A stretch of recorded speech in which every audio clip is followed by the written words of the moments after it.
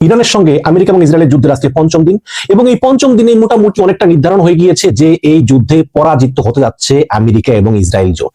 কিভাবে আজকে আমি প্রমাণ সহ ধরিয়ে দেব। প্রথমেই আমি যদি বলি, একের পর এক পয়েন্টগুলোতে আসছি, যে আয়াতুল্লাহ আলী খোমেনি কিন্তু জানতেন যে তিনি মারা যাবেন। খোমেনি জানতেন যে তিনি যেখানে সাপ্তাহিক মিটিং করেন সেই সম্পর্কে ইসরায়েল জানে এবং সেখানে বোমা নিক্ষেপ করা হতে পারে, কিন্তু খামেনি তিনি মৃত্যুকে ভয় পাননি। তিনি বলেছেন যে আমার 87 বছর, আমি শহীদি মৃত্যু চাই এবং আমি জানি যে আমার মৃত্যু হলেই ইরানি রক্ষাবদ্ধ হবে, হয়েছেও তাই। তিনি তার স্ত্রীকে বলছিলেন তুমি চলে যাও, স্ত্রী বলছেন না আমি তোমার সঙ্গে থাকবো, ফলে স্ত্রীও মারা গেলেন, তিনিও মারা গেলেন।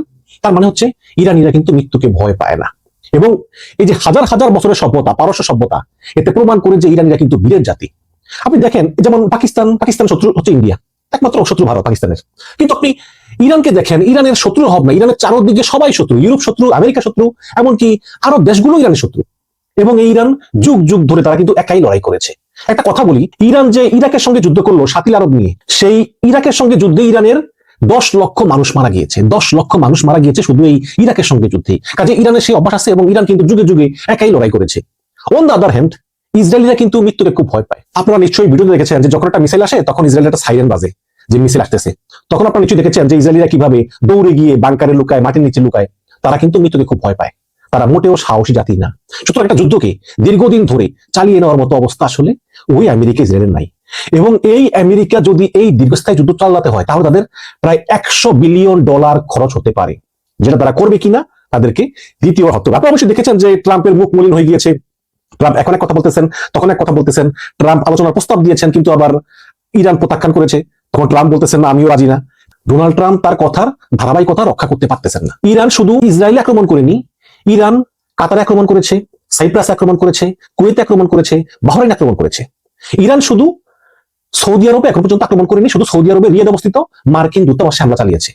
কিন্তু গোপন সংবাদ হচ্ছে যে ইসরায়েল এবং আমেরিকা চায় সৌদি আরবও এই যুদ্ধে ইরানের বিরুদ্ধে তাদের সঙ্গে সহযোগিতা করুক। এই কারণে ইসরায়েল করেছে কি, তাদের গোয়েন্দা সংস্থা মোসাদের কিছু কর্মকর্তাকে পাঠিয়েছে যাতে তারা সৌদি আরবের বিভিন্ন স্থাপনায় হামলা চালায়, হামলা চালিয়ে ইরানের নাম দেয়। তখন সৌদি আরব বিরক্ত হয়ে বলে ঠিক আছে চলো আমরাও যুদ্ধে অংশগ্রহণ করি। তার মানে সৌদি আরবকে এই যুদ্ধে অংশগ্রহণ করার জন্য প্রভোগ করতেছে। মানে সৌদি আরবের বিভিন্ন স্থাপনায় হামলা চালাবে ইসরায়েল, নাম দিবে ইরানের। কিন্তু অলরেডি মোসাদের সেই কর্মকর্তারা গ্রেপ্তার হয়ে গিয়েছে। সৌদি আরব বুঝতে পেরেছে যে না আসলে ইরান এই হামলা চালায়নি। বাট অন্যান্য যেসব জায়গায়, বিশেষ করে কাতারে প্রচুর হামলা চালিয়েছে, কাতারের বিভিন্ন হোটেলে, তারপরে বাহরাইনে তো প্রচুর হামলা চালিয়েছে, বাহরাইনে প্রচুর হামলা চালিয়েছে ইরান, সাইপ্রাসে হামলা চালিয়েছে, তারপরে কুয়েতে হামলা চালিয়েছে, এবং সংযুক্ত আরব আমিরাতের যে দুবাইতে প্রচুর হামলা চালিয়েছে, যে বুর্জ আল খলিফায় এখানে হামলা চালিয়েছে। শুধু হামলা চালায়নি সৌদি আরবে। এখন সৌদি আরবও এখন ডিসিশন নিতে পারতেছে না যে আসলে সৌদি আরব আমেরিকার সঙ্গে অংশ নিবে নাকি নিবে না। এদিকে আপনার ইরান মিসাইল ছুড়ে কাতারের যেই বড় ন্যাচারাল গ্যাস শোধনাগার সেটা ধ্বংস করে দিয়েছে। এখন কাতার আর এই গ্যাস উৎপাদন করতে পারতেছে না, ফলে কিন্তু কাতারের বিশাল ব্যবসায় ক্ষতি হয়ে গিয়েছে। কাতার একটি রাডার ছিল, এই রাডারের দাম হচ্ছে $5 মিলিয়ন। এই কাতারে অবস্থিত এই রাডারকেই বলা হতো আমেরিকা এবং ইসরায়েলের চোখ। এই রাডার দিয়েই আমেরিকা এবং ইসরায়েল ইরানের উপর খবরদারি করতো, শুধু কাতারের এই রাডার দিয়ে। ইরান সেই রাডারটা ধ্বংস করে দিয়েছে। এবং যুদ্ধ শুরুর আগে আমেরিকা থেকে 2টি যুদ্ধবাহী রণতরী, বলা হয় ফ্রিগেট, একটা ফ্রিগেট তারা 150 বিমান ক্যারি করতে পারে, 150 যুদ্ধ বিমান। এই 2টা ফ্রিগেট নাম হচ্ছে আব্রাহাম লিঙ্কন এবং জেরাল্ড ফোর্ড। এবং এই 2টা বিমানবাহী রণতরী তারা উপসাগরীয় অঞ্চলে আসে, সেখান থেকে যুদ্ধ জাহাজগুলো উড়ে গিয়ে ইরানের উপর বোমা মেরে আবার তারা এই জাহাজে ফিরে আসে। এখন সমস্যা হচ্ছে যে এই জাহাজগুলিতে কিন্তু বড় কোনো রসদ থাকে না, মজুদ থাকে না। এখানে খুব স্বল্প পরিমাণ রসদ মজুদ করে রাখে। কারণ হচ্ছে যে যদি কোনো অ্যাক্সিডেন্ট ঘটে তাহলে এই যে এত বড় মিসাইল, এত বড় বোমা, গোলা বারুদ সব একসঙ্গে ব্লাস্ট হয়ে যাবে, তাই না?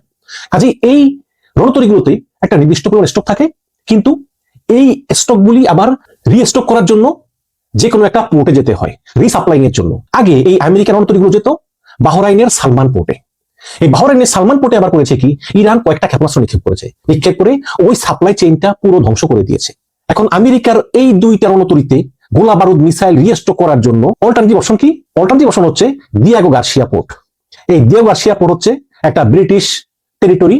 এটা হচ্ছে আপনার ওই মালদ্বীপ আছে না, মালদ্বীপ, ওই মালদ্বীপ থেকে সোজা মনে করেন আপনি একদম দক্ষিণে যদি আপনি জাহাজকে চালান 2-3 দিন বা 4 দিন, তখন আপনার ছোট আইল্যান্ড আছে, সেখানে এই দিয়াগো গার্সিয়া সেখানে অবস্থিত। এই দিয়াগো গার্সিয়া সেখানে একটা আমেরিকা ইংল্যান্ডের একটা মিলিটারি বেস আছে সেখানে। এখন যদি সেখানে গিয়ে এই রিফুয়েলিং করা লাগে, রিস্টক করা লাগে, তাহলে যাইতে 3 দিন, আসতে 3 দিন, মোট 6 দিন লাগে। এতদিন তো সময় নাই। তো এই যখন বিপদে পড়ছে তখন ফ্রান্সকে বলছে তোমরা একটা রণতরী পাঠাও। এখন ফ্রান্স একটা রণতরী পাঠিয়েছে, আবার ইংল্যান্ড বলছে আগে যুদ্ধ শুরু করবে না, এখন তো বলতেছে করবে। স্পেন বলছে করবো না, ট্রাম্প বলছে শিক্ষা দিয়ে দিব, ওদিকে জার্মানিও বলতেছে হয়তো করবে। কিন্তু ইরান আসলে একা, ইরান সবার সঙ্গেই লড়তেছে। এখন চায়না মনে করতেছে যে আমাদের এখনো আসলে আমেরিকার সঙ্গে ফেস টু ফেস যুদ্ধ করার মতো আমরা সামর্থ্যবান হই নাই, হয়তো আরো 50 বছর 100 বছর পরে হবে, সে পর্যন্ত ওয়েট করতে হবে। তবে চায়না করতেছে কি, চায়না বিভিন্ন কাঁচামাল সাপ্লাই দিতেছে, যেমন ড্রোন তৈরির কাঁচামাল। একটা জিনিস দেখেন যে ইরান ডেইলি 500 ড্রোন উৎপাদন করতে পারে, ইরানের সেই সক্ষমতা আছে। আর আমেরিকা একটা বছরে মাত্র 700 মিসাইল উৎপাদন করে। তাহলে ইরানের ড্রোন উৎপাদন ক্ষমতা, মিসাইল উৎপাদন ক্ষমতা কিন্তু অনেক বেশি। ইরানের কাছে ঠিক কত মিসাইল আছে এটা আমরা জানি না, কিন্তু অনেকে ধারণা করেন যে ইরানের কাছে 80,000 থেকে 1 লক্ষ মিসাইল আছে। এবং ইরানের যেই বিধ্বংসী মিসাইলগুলো, সেই মিসাইলগুলো এখনো ইরান ব্যবহার করেনি। ইরান এখন শুধু ওই শাহেদ মিসাইলটা ব্যবহার করতেছে, কিন্তু ইরানের যেই শক্তিশালী বিধ্বংসী মিসাইলগুলো, এগুলো ইরান এখনো ব্যবহার করা শুরু করেনি। এবং ইরানের কাছে পারমাণবিক মিসাইলও মজুদ আছে। এখন প্রশ্ন হচ্ছে যে তাহলে আমেরিকা ইসরায়েল কেন সেটা খুঁজে পাচ্ছে না? এই মিসাইলগুলো পাহাড়ের নিচে আছে, পাহাড়ের তলদেশে। এবং আরেকটি বিষয় হচ্ছে যে আমাদের বাংলাদেশে দেখেন না, পাহাড় মাটি দিয়ে তৈরি, ইরানের সব পাহাড়গুলো হচ্ছে পাথরের, কংক্রিটের পাথরের। এবং সেই পাথরের পাহাড় কিন্তু কলাপস করে না, নিচে সুড়ঙ্গ খুললেও সেগুলো শক্ত থাকে। বিশাল বড় দেশই যান, সেখানে কোন পাথরের পাহাড়ের তল দেশে এই সব মিসাইলগুলো মজুদ আছে সেটা কেউ জানে না। এবং সেগুলো কোন পথ দিয়ে বেরোয়, কোন পথ দিয়ে ছাড়ে, এটা এখন পর্যন্ত আমেরিকা ইসরায়েল শনাক্ত করতে পারেনি, তবে চেষ্টা করে যাচ্ছে। ওদিকে আবার আয়াতুল্লাহ আলী খামেনির মৃত্যুর পর নতুন লিডার হয়েছেন তার ছেলে মুস্তফা খমেনি। এবং আয়াতুল্লাহ আলী খমেনির পুত্র মুস্তফা খমেনির এই মনোবল দেখে ইরানের ইসলামিক রেভলিউশনারি গার্ডস ক্রপস, সংক্ষেপে IRGC, তারা এখন নতুন উদ্যমে তারা হামলা শুরু করতেছে।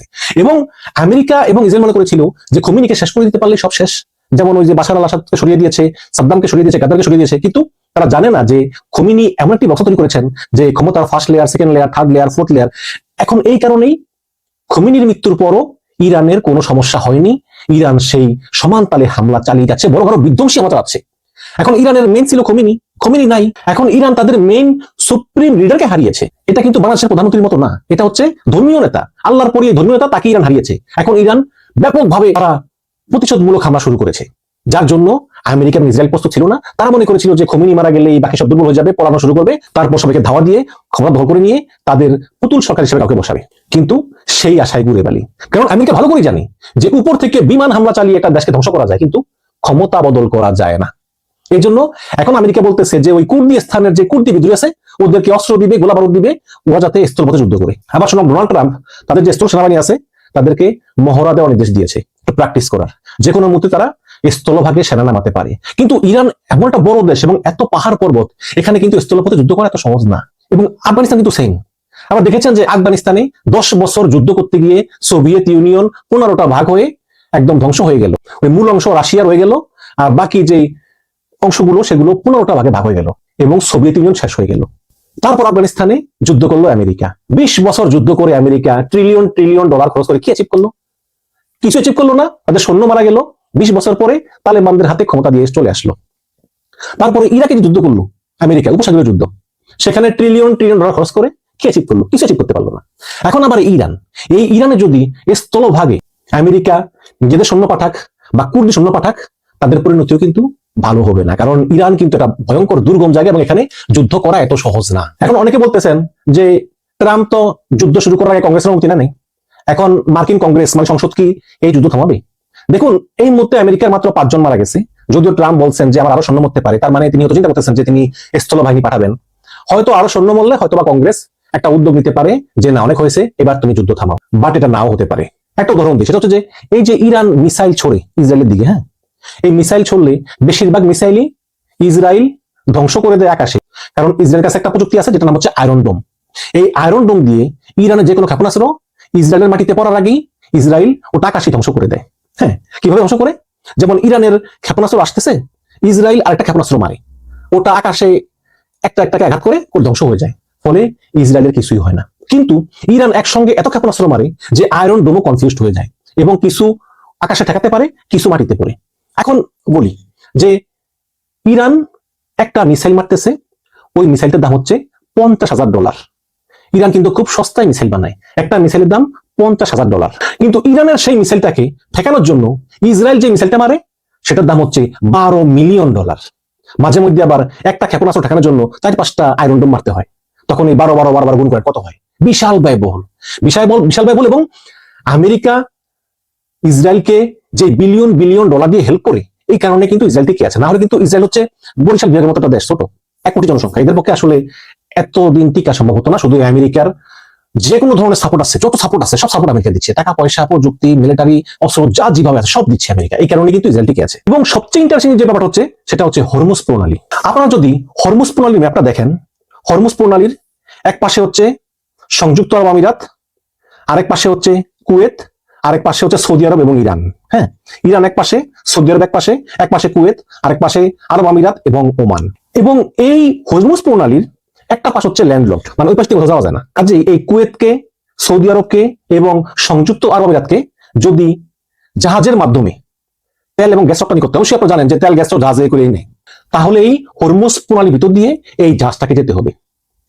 এবং এই যে এই বিস্তীর্ণ যে সাগরটা, এই সাগরের একটা অংশ আছে, সেই অংশটা মাত্র 2 কিলোমিটার প্রশস্ত, মাত্র 2 কিলোমিটার, 21 কিলোমিটার লম্বায় আছে, ঠিক আছে, কিন্তু প্রশস্ত হচ্ছে মাত্র 2 কিলোমিটার। এটাকেই বলা হয় হরমুজ প্রণালী। এবং এই হরমুজ প্রণালী হচ্ছে এই ইরানের সঙ্গে অবস্থিত। ইরান এর আগে অনেকবার বলেছিল যে হরমুজ প্রণালী বন্ধ করে দিবে, কিন্তু করে নাই। কিন্তু ইরান এই প্রথম হরমুজ প্রণালী বন্ধ করে দিয়েছে।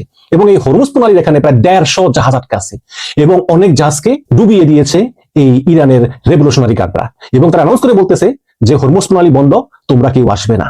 এখন প্রশ্ন হচ্ছে যে হরমুজ প্রণালী বন্ধ হলে আসলে ক্ষতিটা কি হবে? দেখুন, অলরেডি ইরানের ক্ষেপণাস্ত্রের কারণে সৌদি আরবের তেল শোধনাগার ধ্বংস হয়ে গিয়েছে, কাতারের গ্যাস উৎপাদন কেন্দ্র ধ্বংস হয়ে গিয়েছে। তারপরেও যা আছে তাও যদি রপ্তানি করতে হয়, তাহলে এই হরমুজ প্রণালী দিয়ে কিন্তু যাওয়া লাগবে, যেটা ইরান বন্ধ করে দিয়েছে। এবং এই হরমুজ প্রণালীর কোনো অল্টারনেটিভও নাই। এই পৃথিবীতে যত ন্যাচারাল গ্যাস রপ্তানি হয় তার 5 ভাগের 2 ভাগ হয় এই হরমুজ প্রণালী দিয়ে। এবং পৃথিবীতে যত তেল রপ্তানি হয় তার 27% রপ্তানি হয় এই হরমুজ প্রণালী দিয়ে। এবং 2018 সালের একটা পরিসংখ্যান অনুযায়ী এই হরমুজ প্রণালী দিয়ে প্রতিদিন প্রায় $1.5 বিলিয়ন তেল রপ্তানি হয়। এটা হচ্ছে 2018 সালের পরিসংখ্যান। তাহলে এই 2026 সালে এসে সেটার পরিমাণ তো কমপক্ষে 3 থেকে 4 বিলিয়ন ডলারের কম না। এই পরিমাণ তেল প্রতিদিন, মানে প্রতিদিন এই হরমুজ প্রণালী দিয়ে বহির্বিশ্বে রপ্তানি হয়। সুতরাং এই হরমুজ প্রণালী বন্ধ করার কারণে কুয়েত, ইরান, আরব আমিরাত, সৌদি আরব, ওমান তারা কোনো তেল এবং গ্যাস রপ্তানি করতে পারবে না। ফলে তাদের ইকোনমি কোলাপস করবে। এবং এই হরমুজ প্রণালী যদি 1 মাস বন্ধ থাকে তাহলে সমস্ত পৃথিবীর ইকোনমি কোলাপস করবে। পৃথিবীতে আবার রিসেশন শুরু হবে, সেই 2008 সালের মতো, সেই করোনার সময়ের মতো, যেটাই পৃথিবী বহন করতে পারবে না। সুতরাং যেটা এখন বলবো শেষ কথা, ইরানের হারানোর কিছুই নেই। ইরানের হারানোর কিছুই নাই, ইরানের জীবনের মায়া নাই। ইরান কষ্ট সহ্য করতে পারে। ইরান বলতেছে, তোমরা আমার দেশে যত পারো হামলা চালাও, আমরা সার্ভাইভ করব, কিন্তু আমরা যে হামলা চালাবো সেই হামলা সহ্য করার ক্ষমতা থাকতে হবে। এখন যদি দিনের পর দিন এই সৌদি আরবে, কুয়েতে, কাতারে এইভাবে ইকোনমি বন্ধ হয়ে যায়, ব্যবসা বাণিজ্য বন্ধ হয়ে যায়, দেশ ধ্বংস হয়ে যায়, তাহলে কিন্তু এক সময় এই আরব দেশের জনগণই তাদের বাচ্চার বিরুদ্ধে বিদ্রোহ করবে যে তোমরা কি করতেছ। এবং আমেরিকার এই ট্রিলিয়ন ট্রিলিয়ন ডলার, ট্রাম্প কিন্তু প্রেসিডেন্ট হওয়ার সময় বলেছিল যে আমি যুদ্ধ বন্ধ করবো, কিন্তু সেই ট্রাম্প এখন সেই প্রতিশ্রুতি ভঙ্গ করে একের পর এক যুদ্ধে জড়াচ্ছে এবং একের পর এক পয়সা ঢালতেছে। তিনি কত পয়সা ঢালবে? ওদিকে ইউক্রেন যুদ্ধ, ওদিকে আবার ভেনেজুয়েলা থেকে মাদুরাকে তুলে নিয়ে আসলো, এখন আবার জড়ালো সেই ইরানের সঙ্গে যুদ্ধে। এবং এই ইরানের সঙ্গে যুদ্ধেই কিন্তু এই আমেরিকা এবং ইসরায়েলের পরাজয় অবধারিত। কারণ যতই যুদ্ধ দীর্ঘ হবে ততই কিন্তু ইসরায়েল এবং আমেরিকার পরাজয় হতে থাকবে। তাদের দেশের জনগণ এটা মেনে নিবে না এবং এটা বহন করার মতো ক্ষমতাও কিন্তু এই মিডল ইস্টের দেশগুলোর নাই, সুন্নি দেশগুলোর। কাজেই ইরান চায় যুদ্ধটা দীর্ঘ হোক, কিন্তু আমেরিকা চায় যুদ্ধটা দ্রুত শেষ হয়ে যাক। কিন্তু আমেরিকা এবং ইসরায়েল চাইলে কিন্তু হবে না। তারা মনে করেছিল যে প্রথম দিন যদি খামেনিকে মেরে ফেলি তাহলে এমনিতে যুদ্ধ শেষ হয়ে যাবে, কিন্তু তাদের এই ধারণা একদম ভুল। খামেনির মৃত্যুর পরে ইরান আরো শক্তিশালী হয়েছে, আরো ঐক্যবদ্ধ হয়েছে এবং খামেনির ছেলে মুস্তফা খামেনি নতুন লিডার হয়েই তিনি যুদ্ধ চালিয়ে যাওয়ার ইঙ্গিত দিয়েছেন। এই মাত্র একটা খবর পেলাম যে ইরানে যে আমেরিকা যুদ্ধ পরিচালনা করতেছে এটার পক্ষে নাকি মার্কিন সিনেট ভোট দিয়েছে। তার মানে হচ্ছে এখন ট্রাম্প সংসদের অনুমোদনও পেয়েছেন। শেষ করি একটা কথা দিয়ে। একজন চাইনিজ অধ্যাপক 2024 সালে তিনি কানাডাতে অধ্যাপনা করেন। তিনি নিজ ক্লাসরুমে অনুমান করে একটা কথা বলেছেন। তিনি বলেছেন যে আগামী 2 বছর 3টা বিষয় ঘটবে। কি 3টা বিষয়? এক হচ্ছে ডোনাল্ড ট্রাম্প আবার আমেরিকার প্রেসিডেন্ট হবে, আর 2 হচ্ছে প্রেসিডেন্ট হয়ে ট্রাম্প ইরাকে আঘাত হানবে, এবং 3 হচ্ছে ইরানের সঙ্গে যুদ্ধে আমেরিকা ইসরায়েল শোচনীয়ভাবে হারবে এবং পুরা ওয়ার্ল্ড অর্ডার চেঞ্জ হয়ে যাবে। আমেরিকার আর কোনো ভ্যালু এই বিশ্বে থাকবে না। এখন প্রথম যে অনুমানটা ট্রাম্প ক্ষমতা যাবে এটাও সত্য হয়েছে। দ্বিতীয় অনুমানটা আমেরিকা ইরান অ্যাটাক করবে এটাও হয়েছে। এখন এই তৃতীয় যে অনুমানটা এই চাইনিজ অধ্যাপকের, যে আমেরিকা শোচনীয়ভাবে হারবে, এটাই এখন হওয়ার বাকি এবং এটা হওয়ার